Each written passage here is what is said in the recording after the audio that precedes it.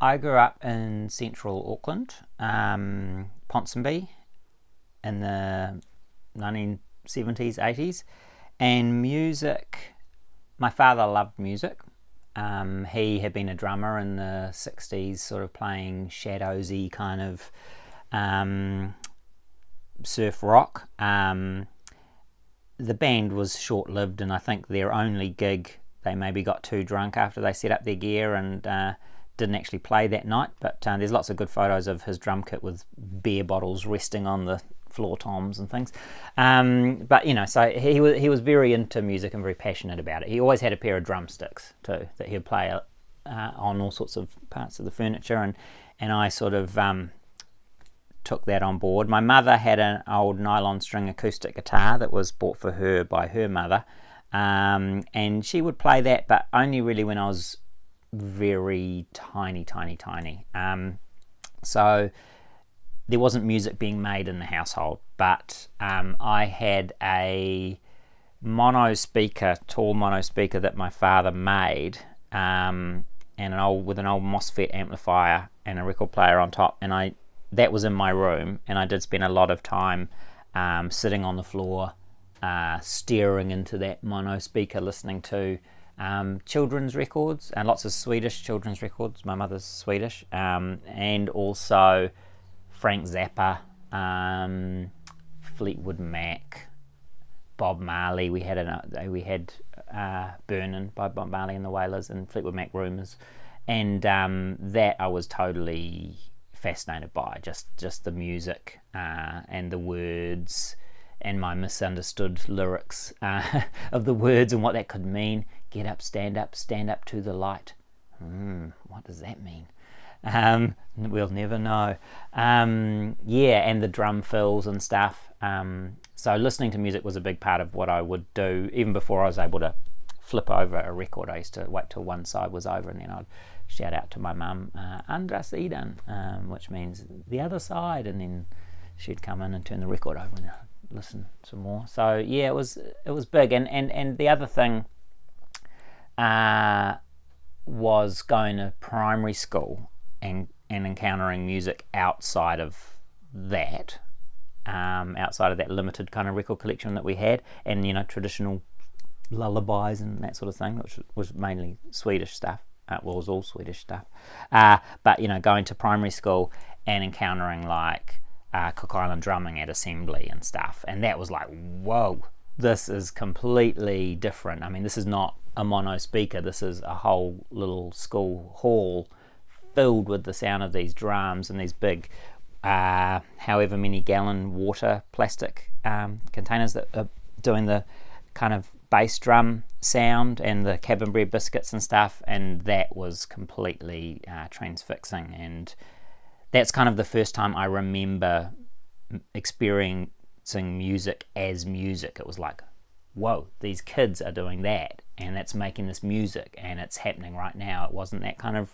pre-recorded thing, or it wasn't just my parents putting on records. Never went to concerts or anything. I never went to concerts or anything as a kid. And music has primarily been for me about recorded music. I'm not a big concert goer. I don't like the sound often of live music. It adds a whole lot of reverb to every snare drum, and I can't get past that a bit. I really like listening to music recorded. But when I was small, Hattie St. John, the blues and jazz singer, lived down the road, and also we were friends, my group of friends, with Beaver's kids, and so she was a jazz and blues singer, and so I guess around that Ponsonby scene there was those kinds of people, and I would go to a gig of Hattie St. John's with her son, and we'd be bored. I remember, actually, I can't remember what gig it was, but Neil Young came and played at I would have been about 10 or 11, maybe 10, some large at Western Springs, I think, and I just didn't regard that as music at all, unfortunately, much to my sort of horror now as a fan of Neil Young. In fact, a friend of mine and I, we threw darts at the stage while he was sitting there with his acoustic guitar singing, and now I'm like, oh God, what did I do? But so that stuff didn't somehow connect to me. I was a real opponent of acoustic guitars when I was a kid too, maybe because my mum had that nylon string acoustic guitar. I just thought they were like, not a real tool for a serious musician. You needed an instrument in a black case, as far as I was concerned.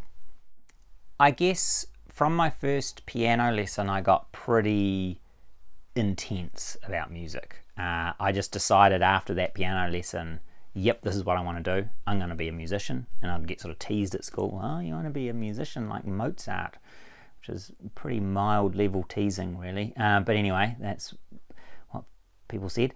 So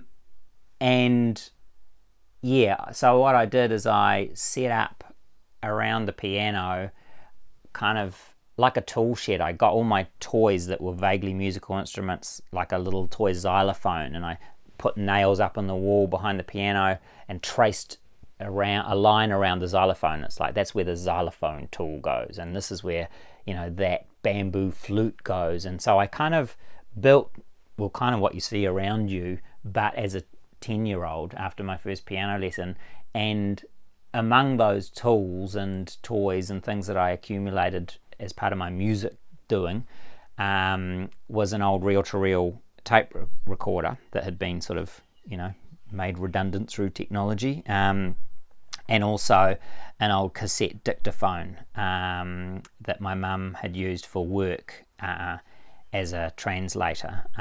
So it had a weird microphone with a curly lead that you could speak into and stuff. And so I used to record stuff using various musical instruments, the xylophone and the piano and what have you, and then kind of bounce between the dictaphone and then the quarter-inch player. So that was, again, when I was 10, 11. I got pretty into it, but I was just playing, you know what I mean? It was just exactly like playing at being a spy or a geologist or whatever other little obsessions I had, when I was young.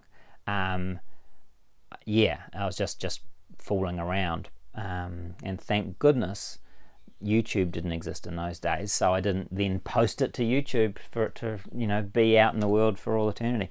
All that embarrassing stuff is gone in a skip somewhere with that old reel-to-reel tape recorder.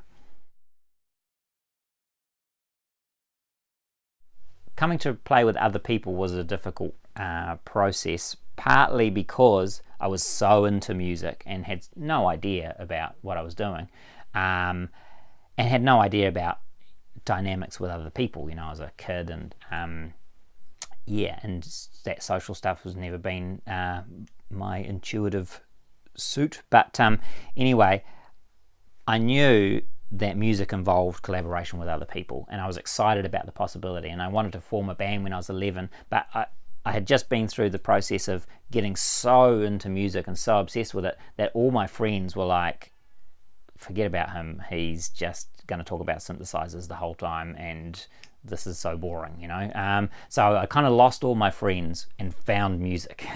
And one had caused the other.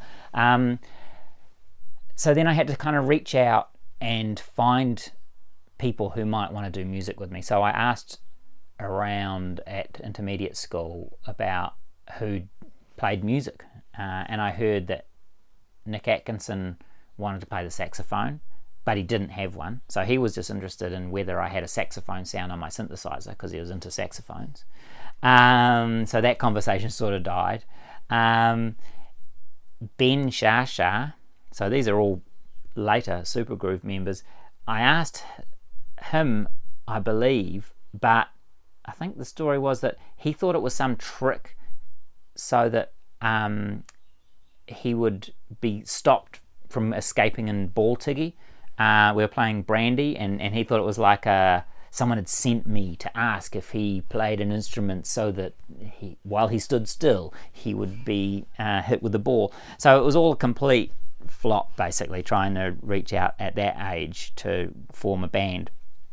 So then I basically waited a few years until I met Tim Stewart, and he had just moved over from Australia, didn't have many friends. I, like I said, didn't have many friends because I was a total music nerd, and we became pals, and eventually I broached the idea that he should learn an instrument. And so initially it was like, you and your sister should choose instruments, and then we'll go busking in Europe. So another, harebrained scheme. But he chose the trumpet because he listened to the specials and heard Message to You, Rudy, the opening, which of course is a trombone, but he didn't know that. So he chose the trumpet. And so, we started a little band doing harmonica and trumpet.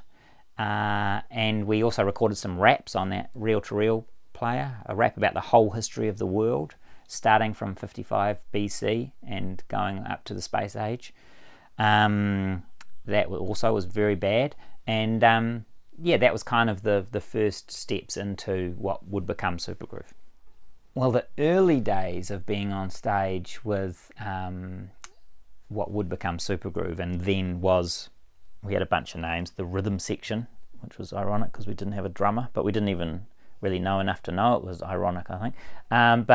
And then the Low Down Dirty Blues Band, and Little Boy Blues was Nick Atkinson, Tim Stewart and I. So those were the earliest iterations. First of all, we busked. So Ned Ngatai and I used to busk outside the Ponsonby takeaways in exchange for free burgers and also free spaceys if we were lucky.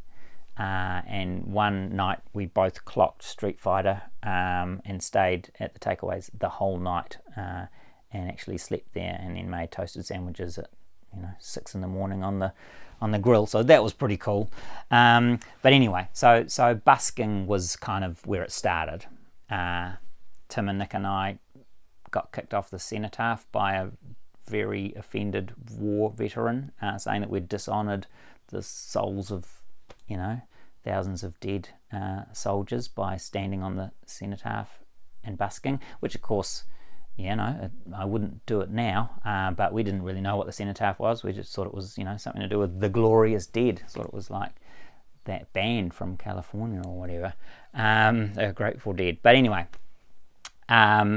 Susan Devoy gave us like about 3 cents or something, and I kept that 2-cent piece for many years. But anyway, those were the early days, and then we started getting gigs at like the Corner Bar, at the Glue Pot, and Java Jive, and those kind of Ponsonby up the road from us type places. And we were very bad. I mean, we played out of tune. Joe's grandmother came to a show and videoed it, and we noticed that we kind of started the show facing forward, and then by the end of it, and indeed halfway through, we all pretty much had our backs to the audience, and we were just like, and so we looked at that video and we're like, man, we have to rock to the crowd, man. That's, band meeting, rock to the crowd. And so we just learned everything very slowly, and overcame our shyness and started making slowly some music that was vaguely listenable. Well, to start with, we were doing covers, because growing up in Ponsonby in the 80s, that's what other musicians did. That's what we saw Beaver doing and Hattie doing, and these other sorts of bands. They did kind of standards. And also people gave us advice. That's where the money is. You got to play covers. All that sort of thing. I mean, we got lots of what turned out to be bad advice from well-intended people within the music industry, but we followed every bit of bad advice we ever got.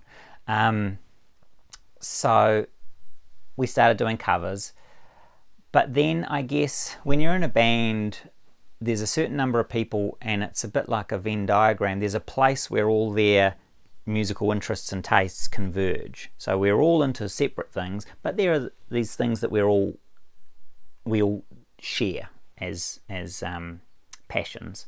And so with a 7-piece, that's a lot of divergent interests and a very narrow point of convergence. And the point of convergence was not blues covers. It was rap music, essentially. It was hip hop. That's where we all got excited about the same stuff. So that's what we would listen to together, and we would listen to other stuff separately. There were little factions within Supergroove of, Tim and Joe would get together and listen to folk music. And I was like, folk music? And then maybe Ben and I would listen to Joe Satriani or something. But anyway, because of that small point of convergence, and because that point of convergence was rap music, and in rap music you don't really do covers. You don't bust someone else's raps, you write your own raps. It's part of the kind of tradition. We started doing original music. And then we could incorporate some of the bluesiness and some of the funk that we were all into as well, the James Brown-y sort of Parliament Funkadelic stuff, into something which was more rappy. And that started the originals, and that's when we changed our name to Supergroove, and that was on New Year's Eve 89 to 90. And we were very concerned that we were going to lose our audience. Again, that advice coming from the outside is like, well, first you have to think about whether you have an audience, really, before you worry about these things. It proved not to be that much of a problem, losing our audience. Then we started on our sort of funk path. We were very captured, I should speak for myself.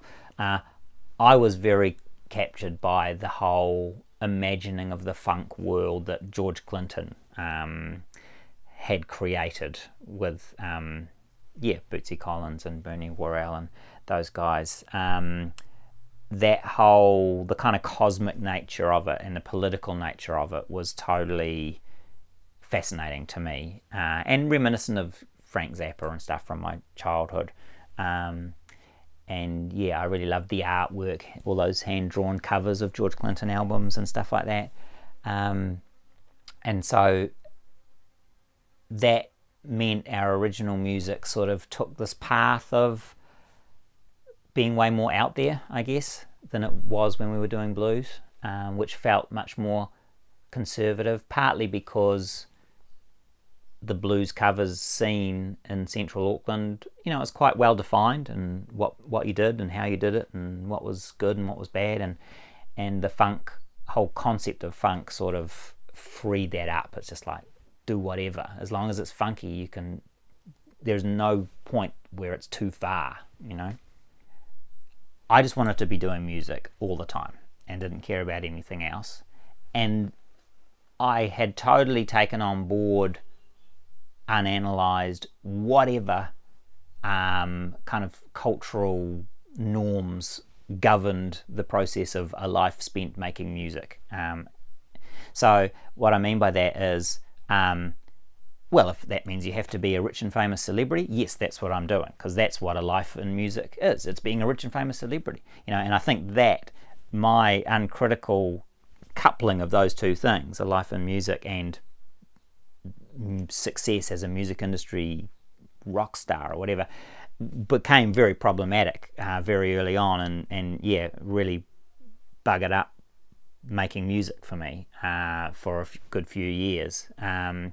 But at that young age, as a kid, I just thought that's what you did. You just be a rock star. So I was really into that whole path, and if anyone had said to me anything that was required to be a rock star, any sort of advice from within the music industry, I just would have gone, okay, cool, because I was just kind of a little bit too one-eyed in terms of wanting to live that life doing music, and didn't realize that there's all sorts of ways you can do that, and some of them are a lot more enriching on a more important level than others.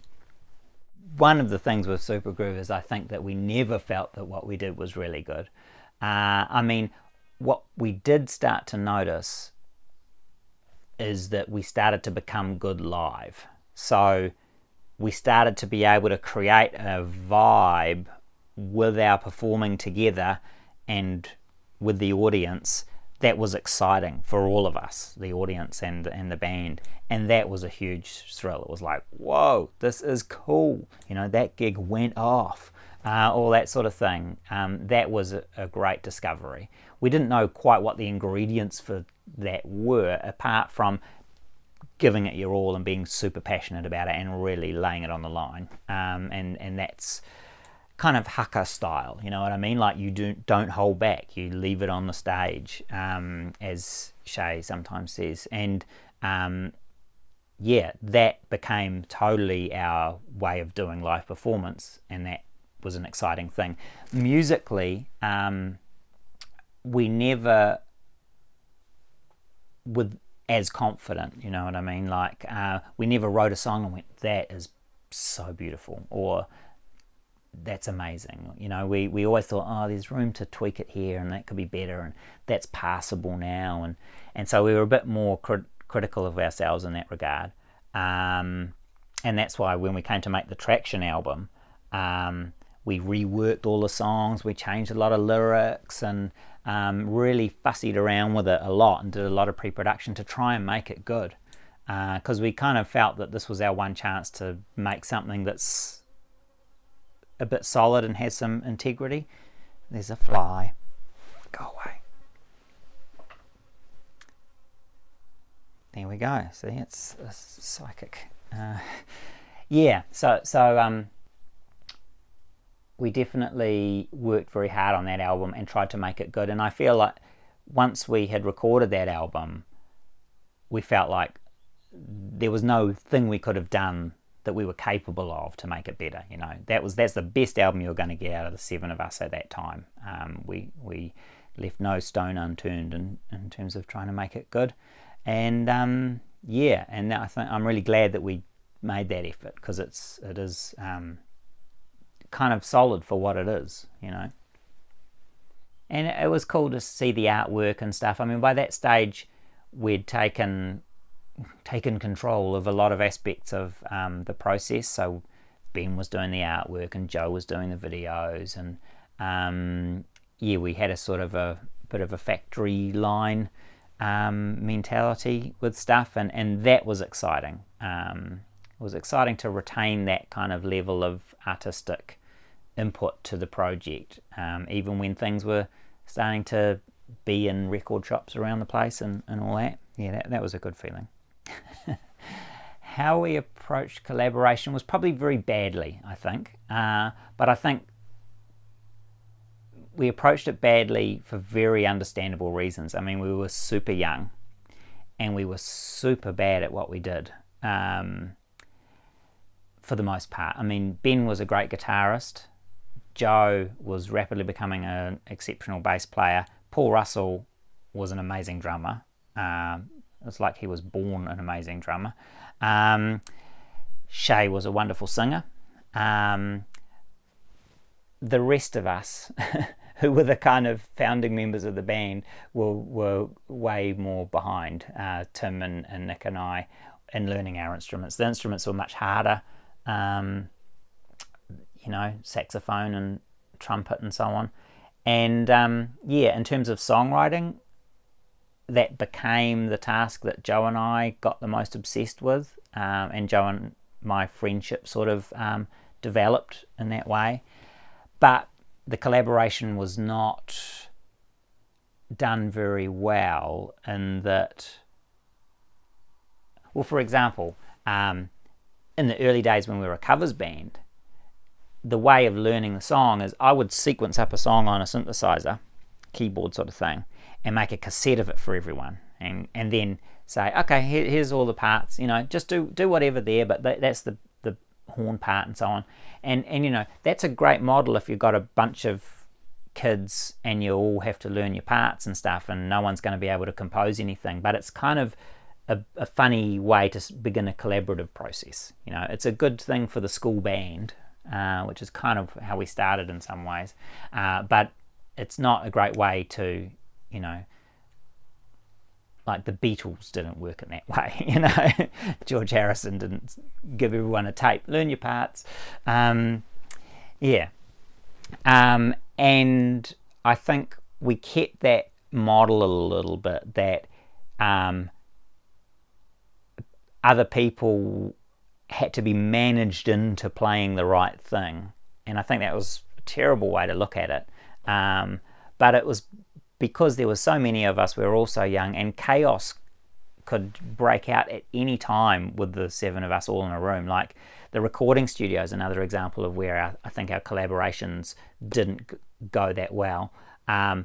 Like in the earliest attempts of Supergroove getting in the studio, we were all there in the mix room and all making suggestions and then arguing, and it was just like nothing was ever going to come out of this that sounded any good, and so we developed this kind of brutal system where it's like, okay, Karl and the sound engineer will be in the control room and do a mix, then everyone else comes in and listens, and then we discuss, and there's good things about that, like everyone else will have fresh ears, whereas the sound engineer and I will be completely deaf by that stage and have no idea. So they'll be listening to something, the band will be listening to something quite well formed, and then they can, have opinions about it then, rather than right at the beginning when you're trying to EQ the kick drum and then the bass player argues with the drummer or whatever. But it's also not very collaborative, you know what I mean? They're not getting any input in the building blocks of the whole thing. And so it's not ideal. And that was kind of Supergroove's way, really. We developed these strategies that were effective to get results when we were all a bunch of kids who had no idea what we were doing, and then by the time we were all actually competent musicians with a musical perspective, each of us, we still had those silly ways of operating, and I think that was really a limiting thing, and made it a lot harder, and it was one of the contributing factors to the falling to bits of the band. Touring with Supergroove was exhausting and fun. I mean, there was a lot of us on the road, and we were young, and we were often travelling with other bands as well, and that was cool, you know what I mean? Travelling with Rough Opinion and the Nixons and Thorazine Shuffle, Leaders of Style that became Urban Disturbance. It was neat, and you felt like you roll into town and you're all these young weirdos who are into hip hop and stuff, and it was exciting.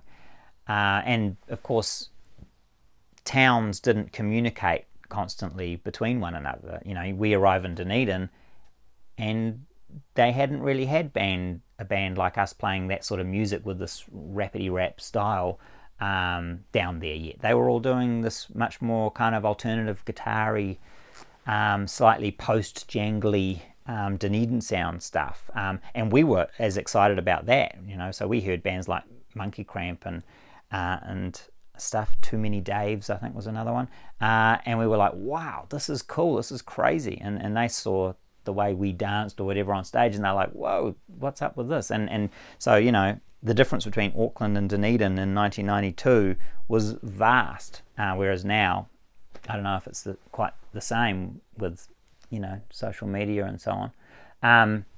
But so it was a lot of fun. We said yes to everything. I mean, we were doing sometimes 4 gigs a day. We would do a school at lunchtime in the whatever that room is, the school hall at lunchtime. Then we would go to a record store, set up and do an in-store.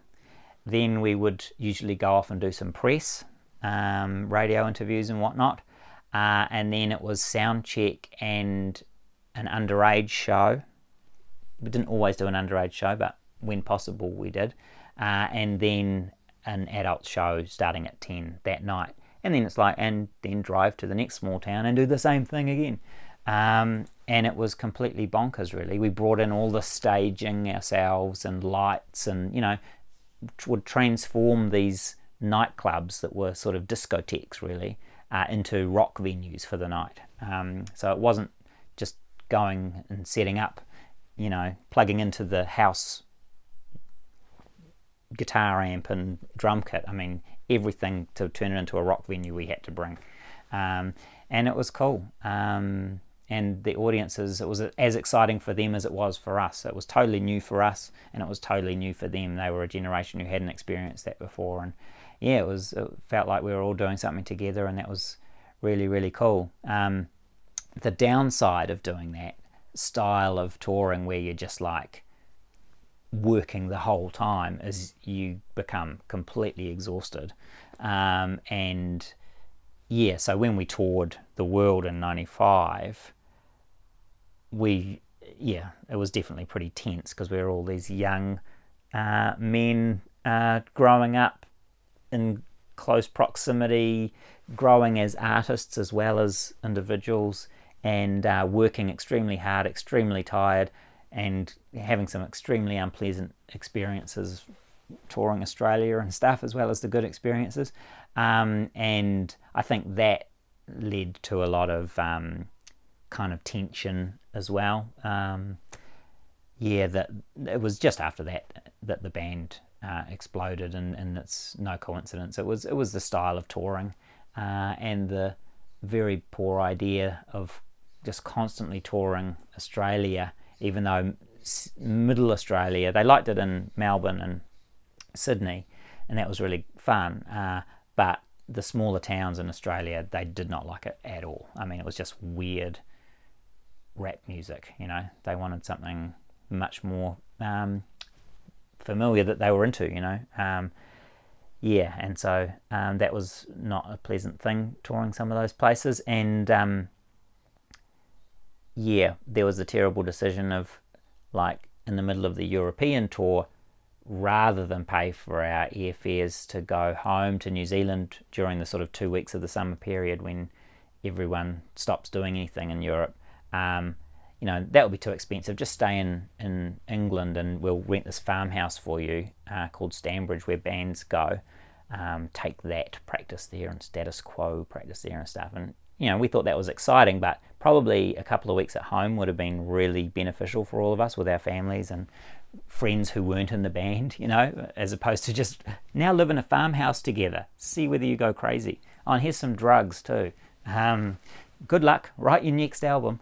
It was really in that farmhouse that the sort of toxins that eventually killed the band, they really started to becomes quite strong and smelly, the toxins.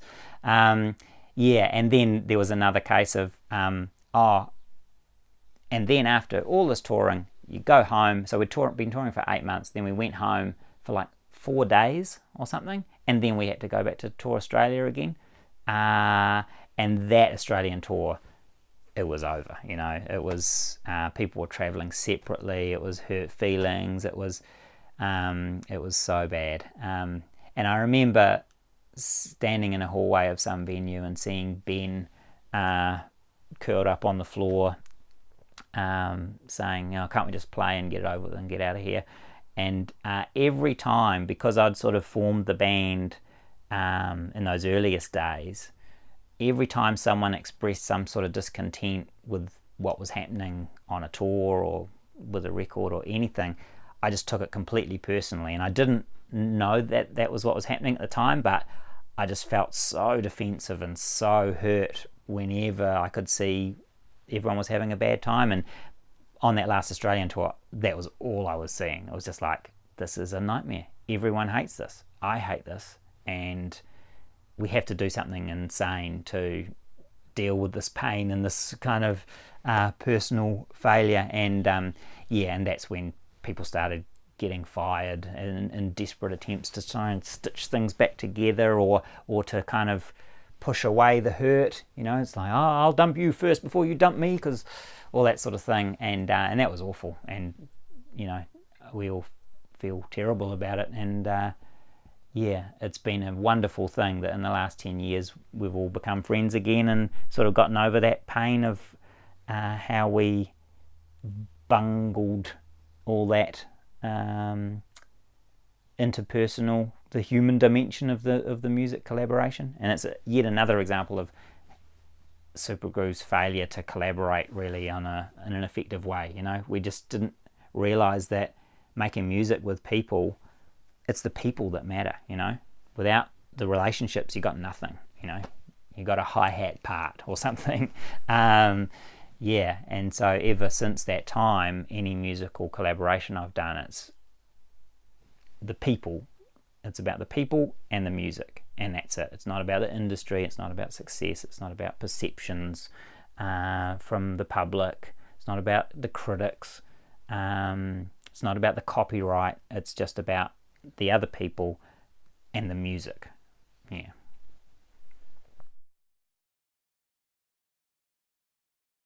Post Supergroove, I had kind of lost everything that my whole world had been devoted to. So I left Supergroove when we were at a sound check at what was meant to be the first gig of another Australian tour. And it was a gig just for the record company. And I was starting to get pretty critical of the whole role of record companies by that time, and I just went, I'm not going to play for these people, and I'm going home. And I spent my per diems on an expensive second-hand book as well, so I didn't have any money for food, and I thought, hell, I'm going home. And yeah, so Supergroove was over for me, and pretty rapidly after that it was over for everyone else, and I just didn't know what to do with myself. So I went to Sweden with my now wife to visit my mum and to stay with her for a bit.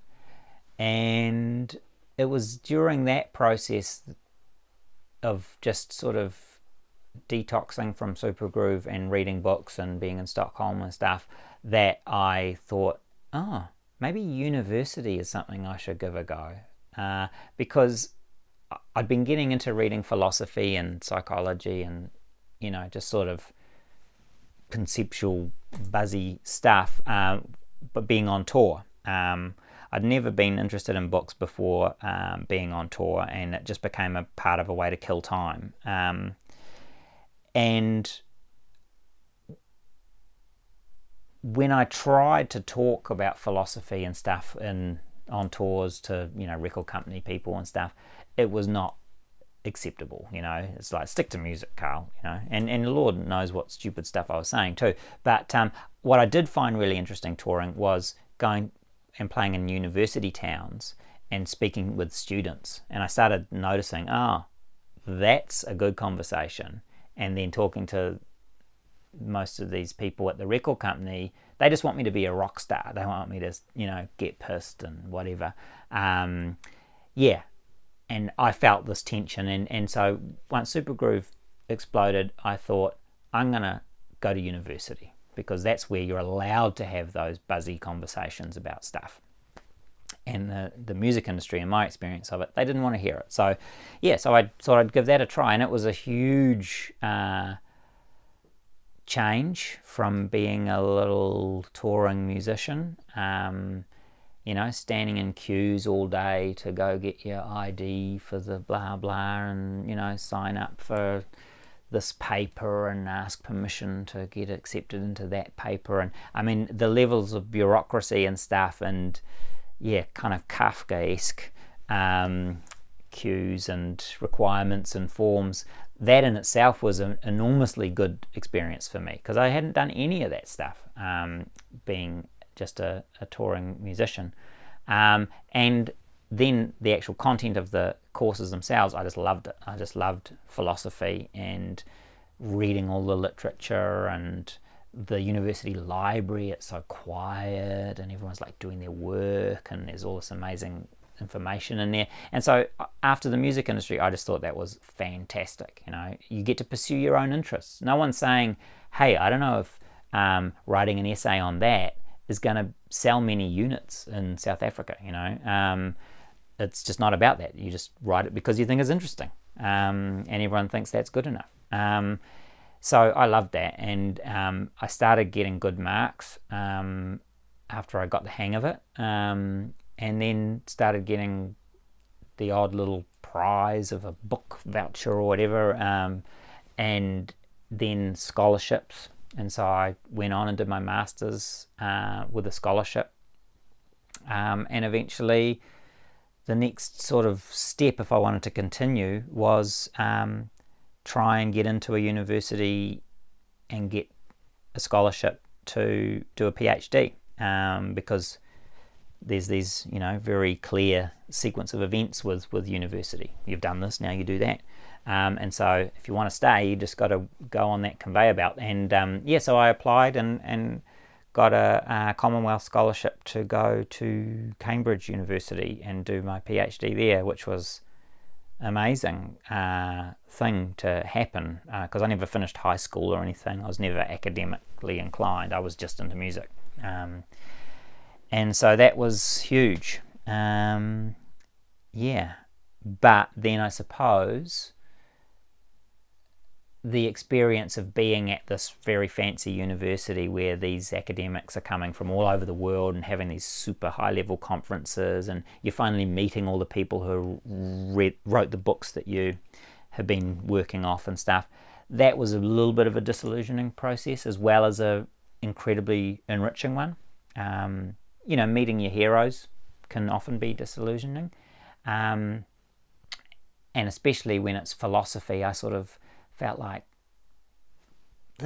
we could be doing any subject in a way. We're meant to be philosophers. We should be like crazy or something. And also at the same time, it was depressing living over there in a small town. My wife got sick.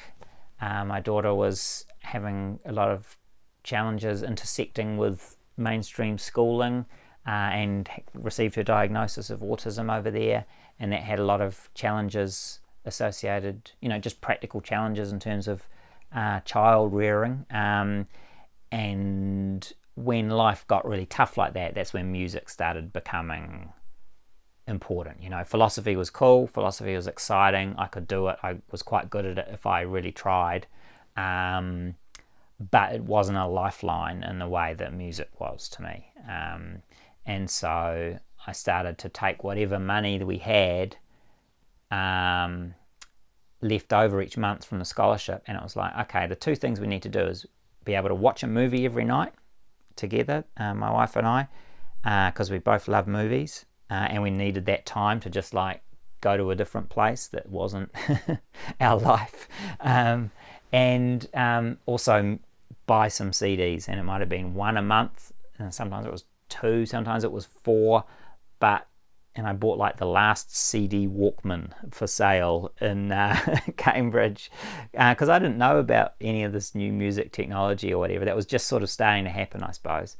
And I used to wander around with my CDs, and that really helped me get through the last kind of year and a half. And I also bought an electric guitar secondhand in some junk shop, and a drum machine sampler, and started making music as well. And that's where the Drab Durif stuff came about. It was just a kind of a pressure release valve for depression and frustration and living in England away from all of our support network and that sort of thing. And it was very effective, and eventually that experience of getting back into music kind of propelled me out of academia completely, and back into music.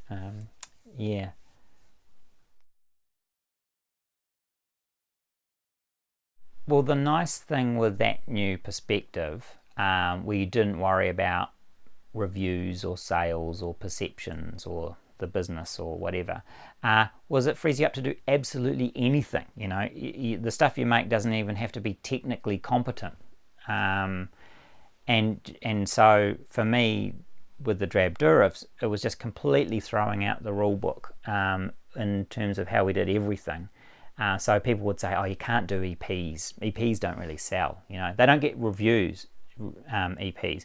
Reviewers review albums, and so that's how people will know what you do and blah, blah, blah. And people don't really want to stock EPs. And so we were like, okay, fuck it. We'll only do EPs.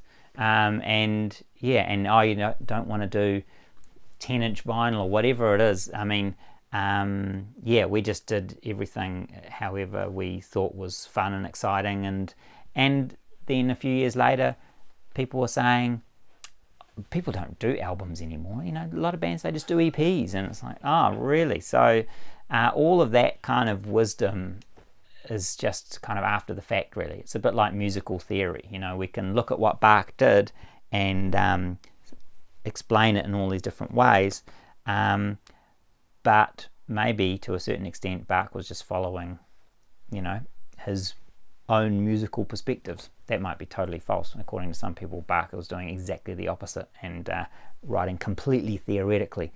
But anyway, that's not how I do things, and yeah, that freed up the Drabdurovs to do. I love comparing the Drabdurovs to Bach. That's the most nonsensical thing I've ever said. Yeah, but the rule book gets thrown out. There's nothing you should be doing other than whatever the hell you want to with your music. So that's a really, really empowering thing.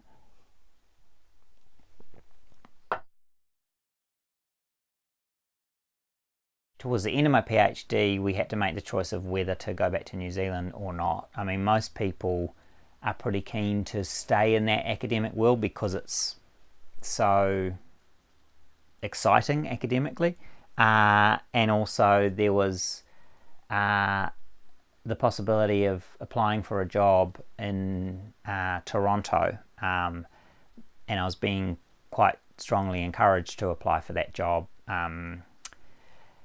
Yeah, and so it was a big decision. Do I pursue this academic path on a kind of an overseas level, or do we go back to New Zealand, where to live in Auckland, you know, it would just be a matter of, can I get one of those jobs at Auckland University or not? Is there one, you know, do they need an ancient philosophy teacher right now? And what we decided, for kind of emotional reasons, I guess, is we had to go home. We wanted to go back to New Zealand. We wanted to be with our family. We wanted to be with our friends. Yeah, and we were prepared to take the consequences, I guess. And so I hooked up a lot of teaching at Auckland University for those first sort of few months. But one thing that was on the cards returning to New Zealand was the Supergroove reunion. Those emails had sort of flown around when I was in Cambridge, and that was an exciting and weird thing to come back to.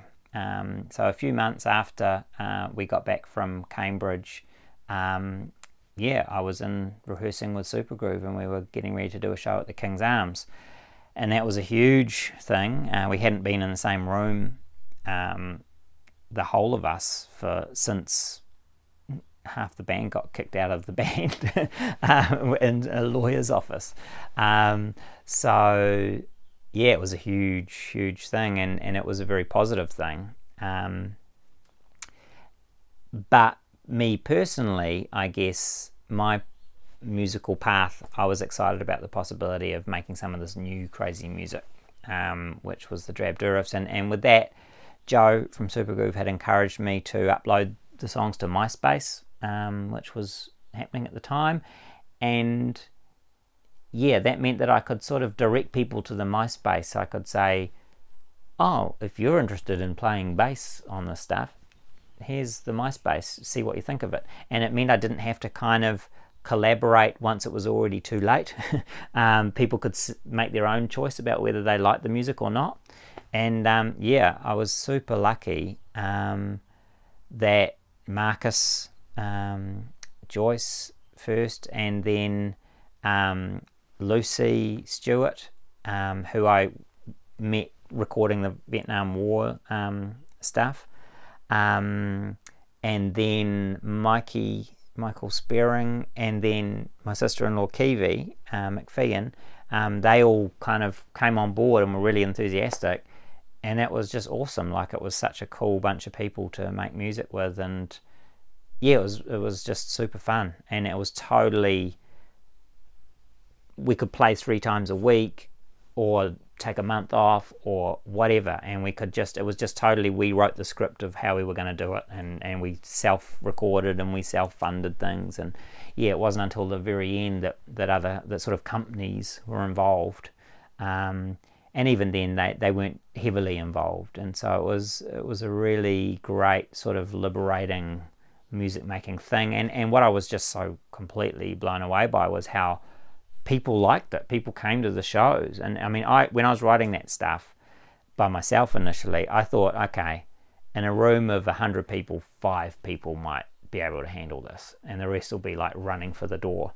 And I thought, but I don't care, that's cool. If I connect with those 5 people, then that's great, better to have done it and shared it than not.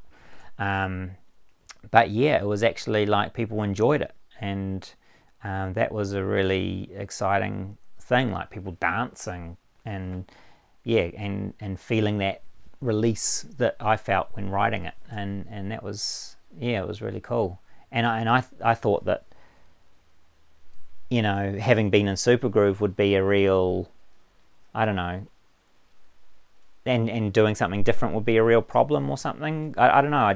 I suppose I felt like creatively there was this path which was what someone who is in Supergroove does post Supergroove, and I thought that was sort of scripted on some level, and that so I have to make trip hop now. That's the only thing that you can do after you've been in a funk rap rock band, and then it breaks up and you're middle-aged.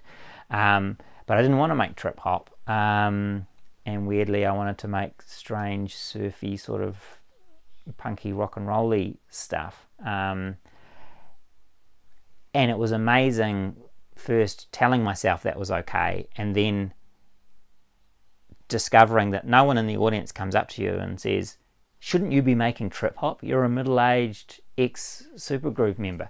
And so that was like, oh wow, you're allowed to do what you want creatively, and if people like it, then they like it, and if they don't, then they don't, and that's all there is to it. Being on stage with the Drab Douriffs was really fun. I mean, I'm a nervous person, and so being on stage, to be able to do it, I just sort of go into a weird frenzy of self-denial or something. I go into a weird place that I don't quite know what I'm doing or what I'm going to do next.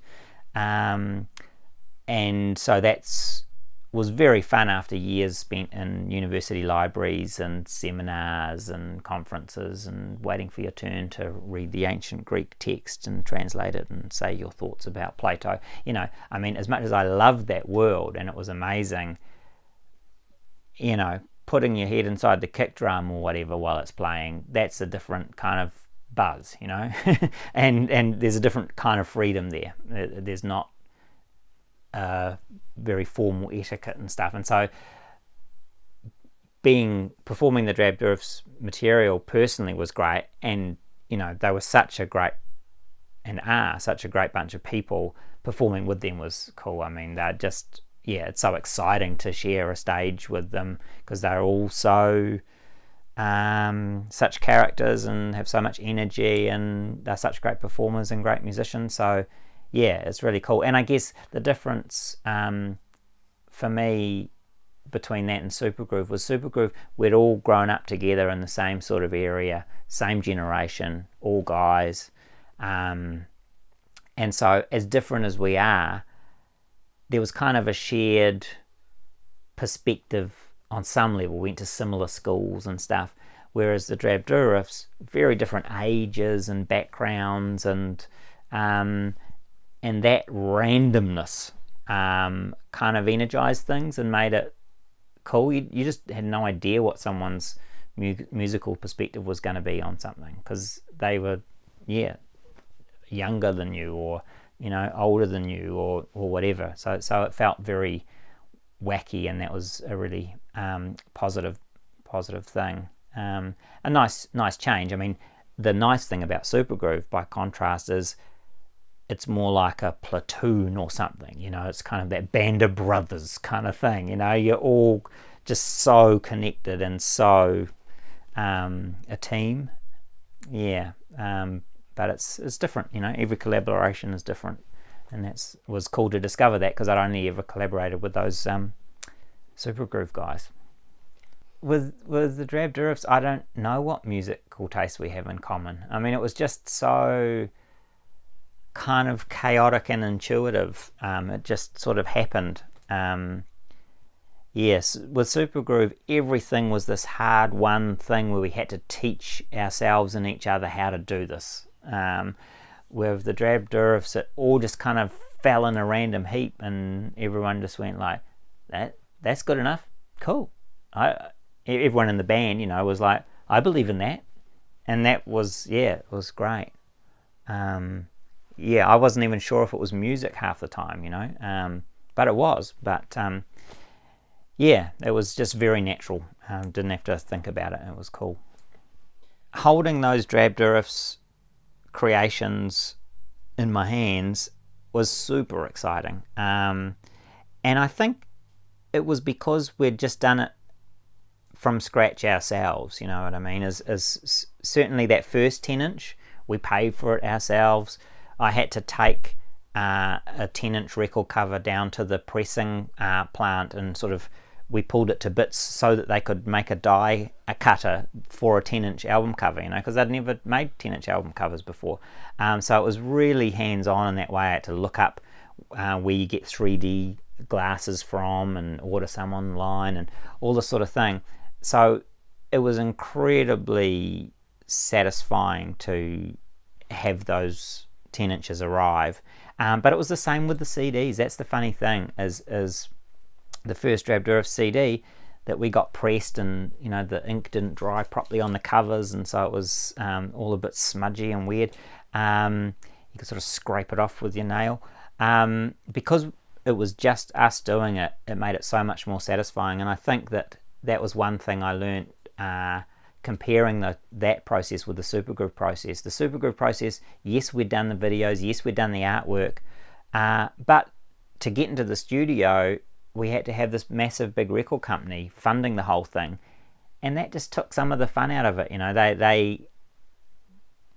They are involved, and they're rightfully involved because they're paying for this thing.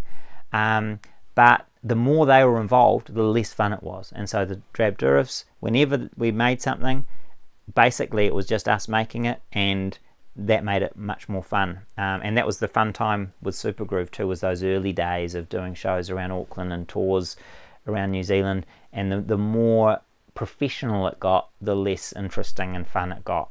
So Drab Durifs was about sort of preserving that fun stage for as long as possible, and I feel that we managed to do that for as long as possible. Heart Attack Alley came about around the time of Super Groove's first reunion shows, and I remember after one of those shows I got dropped off at Crystal Gallagher's house because she liked playing blues on acoustic guitar, and she wanted to play with a harmonica player. And it was Lubin, my brother-in-law, who's a singer from the Vietnam War. He was friends with Crystal and sort of put it together. He said, "Oh, Karl, meet Crystal. Crystal, meet Karl." The first time we were sort of jamming together on her front steps, she was so shy she didn't even take her sunglasses off, and I was super shy, just sort of hiding behind my harmonica. But we just did that once a week for a few weeks, and other people would join in and jam along sometimes, and eventually we had a bunch of songs we could do, and eventually we started wanting to have some singing in there, and Kiwi was one of the people who would come along when we were having a jam session, and she ended up singing the songs, and that's when it kind of went bam, this is a thing. And then Crystal got an electric guitar instead of an acoustic, and then it really kind of next leveled in a way. And it became some good music. Well, the songwriting of Heart Attack Alley is basically Crystal and Kiwi, and then I would come up with some harmonica stuff to go along with it. And so I was very much harmonica player, and that was fun for me because harmonica is not an instrument that I had before then gotten to really just play all the time, do a tour where you only play harmonica, and just be harmonica guy. And so that was really fun because harmonica is probably the instrument that I'm best at And yeah, and then we played support for Beatman when he came, and he really liked it. And so Beatman and Delaney Davidson, they were doing a tour together, and we supported them. And Beatman really liked it, and Beatman runs Voodoo Rhythm Records, and he said, do you want to put out a record? And we were like, yeah, absolutely. And then we saved up for about a year to go over to Switzerland and meet him, and then go to northern Italy and record the album Living in Hell, and then did 2 tours of Europe in 2012, and it was great. But again, touring is a tough thing on bands, and eventually it killed Heart Attack Alley. Sometimes I say that God hates bands, that's why he invented touring. And yeah, it proved too much for us as a threefold unit of music making. But I'm really pleased that we got to make that record, and going to Europe those times was absolutely cool, a big experience for all of us, I think. I love harmonica playing, and I like that sort of Chicago sound. So when those people started moving up from the rural South and into Chicago to get jobs, and started, plugging in instruments to amps, so electric blues, so Muddy Waters, Howlin' Wolf, all those chess guys were part of that movement. And I mean, Little Walter conspicuously was the harmonica player, who he sounded, just huge with his amplification, and that was always the harmonica playing that made me really excited. And so I like playing through an amp, and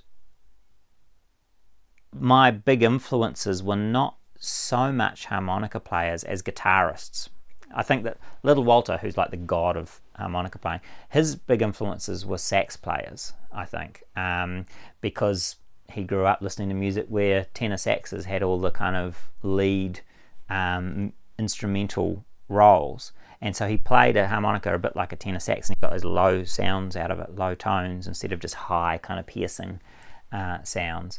And for me, it was lead guitarists that I was excited by and trying to emulate with my harmonica playing. So like, I guess Hendrix, huge influence on me. I can't do any of the things he does on guitar on the harmonica, but just trying to get that kind of intensity, and yeah, the use of feedback and stuff, and what's his name, Johnny Guitar Watson is another big influence on my harmonica playing. I just love his guitar playing, and his style of soloing, and yeah, so I try and capture some of that vibe of Johnny Guitar Watson when I play harmonica, and also it becomes quite sound designy too. Like with Super Groove, as we got less and less bluesy, my harmonica playing got A, less and less, but B, more and more like just this texture of wild craziness, and that eventually came into Heart Attack Alley too.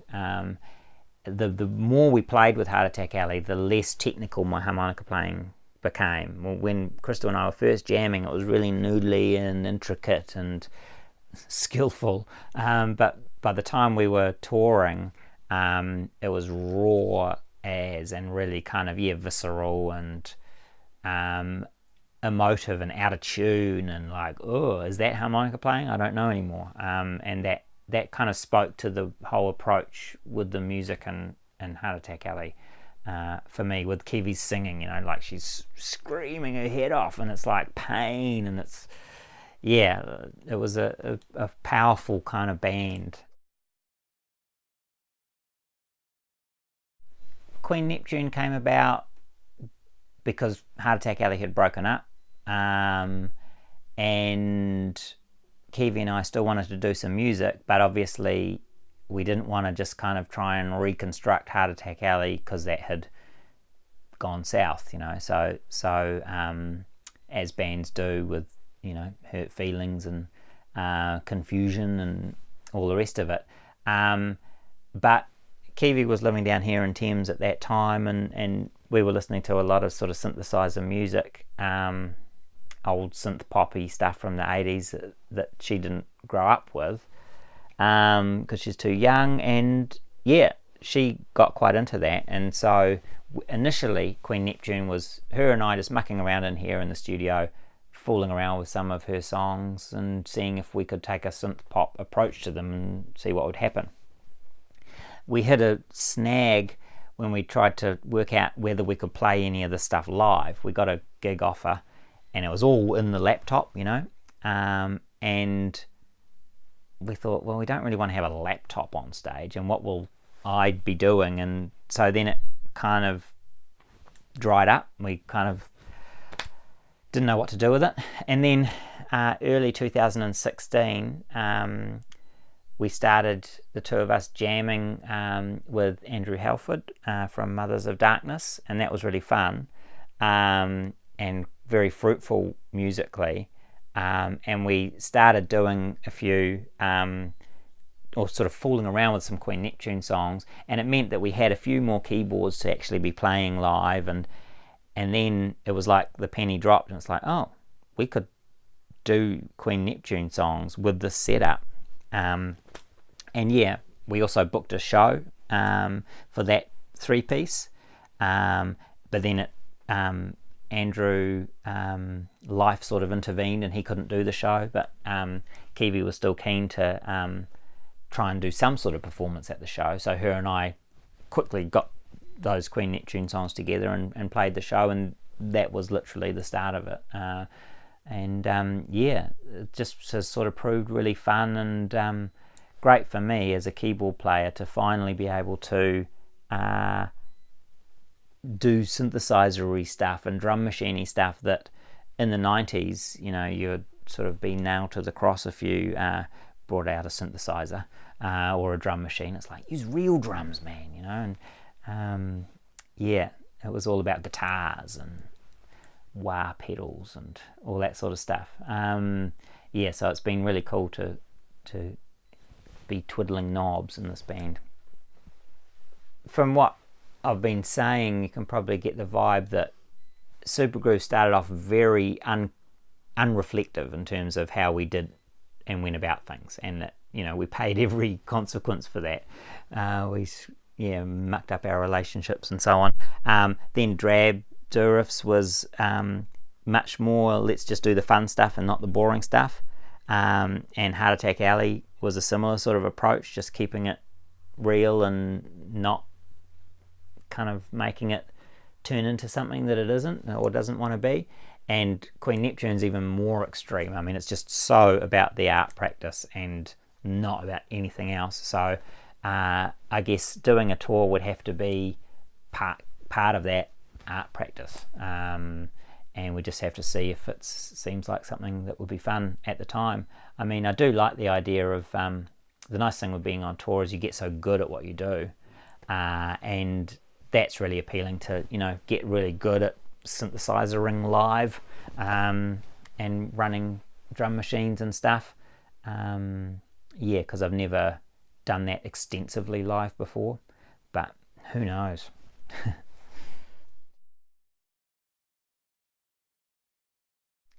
Composing for screen is something I always wanted to do from when I first got my first synthesizer. I mean, so I did piano lessons, got obsessed with synthesizers as any 10-year-old in 1984 doing piano lessons would. And yeah, I used to collect the synthesizer pamphlets in a ring binder. Go to the music shop every day after school and get the new synthesizer pamphlet and punch the hole in and put them in my ring binder and read about their MIDI specifications and things. But needless to say, I couldn't afford one. But then pretty early on, my mother bought me a pretty cheap synthesizer as a bribe to continue with piano lessons. because it was just practicing I didn't like. I loved music, but I did not like practicing those scales and things. So anyway, as soon as I had that synthesizer, I thought, well, I'm all set. I can do film soundtracks. And my father was a filmmaker, and so he had friends, coming over. I think Leon Narby, amazing New Zealand cinematographer. He was working on Illustrious Energy at the time. I must have been about 12 at the oldest.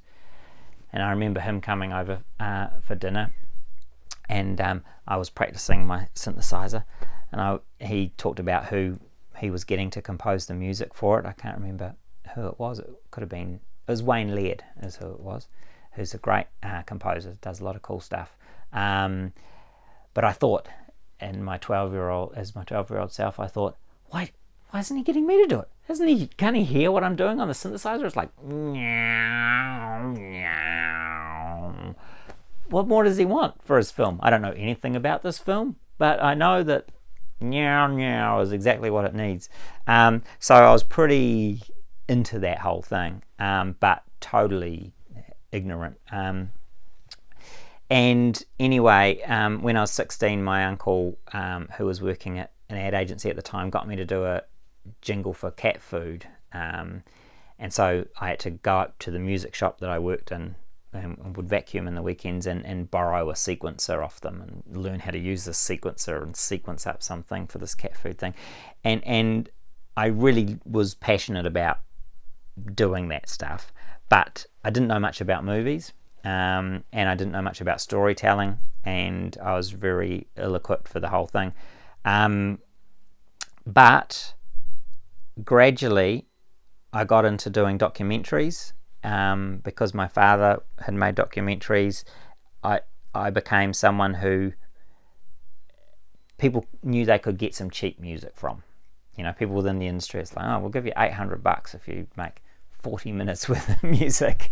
And that's how I learnt how to do it. And then when I was a little bit older, when I left home, I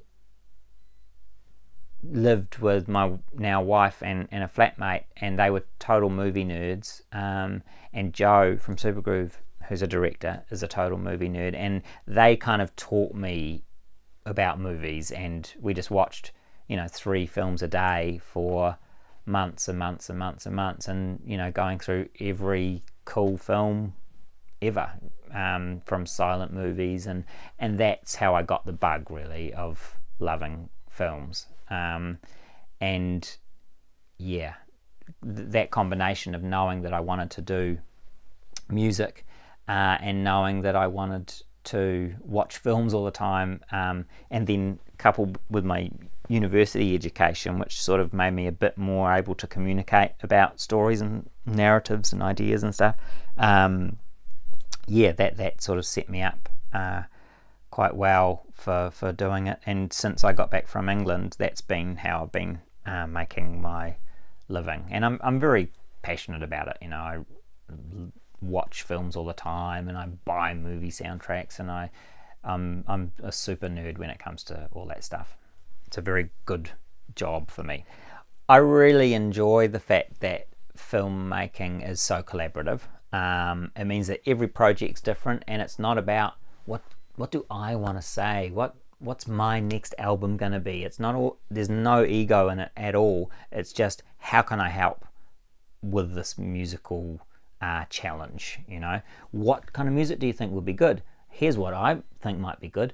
And it's totally just getting on board and being one of the people that joins in, and I really enjoy that about it. It means that every project sounds completely different musically.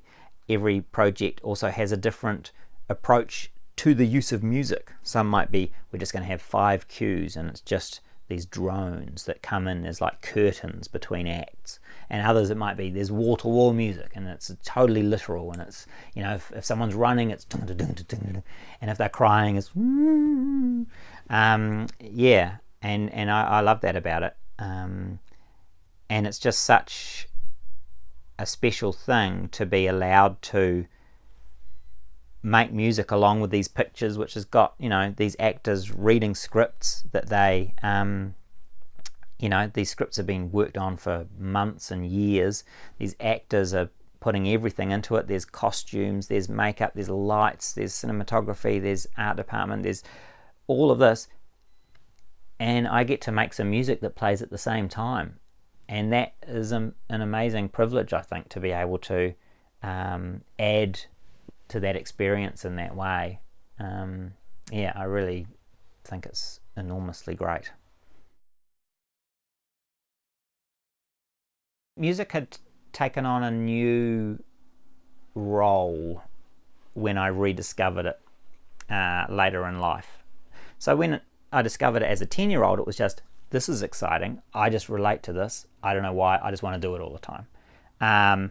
Then by the time I was 20, music was this thing tangled up with hurt feelings and angry bandmates and, you know, regretted decisions and record companies and lawyers and owing lawyers thousands of dollars and owing accountants thousands of dollars and copyrights and all this stuff. And so I thought when I went off to university, music, I did that sucked. You know, I thought I wanted to do music.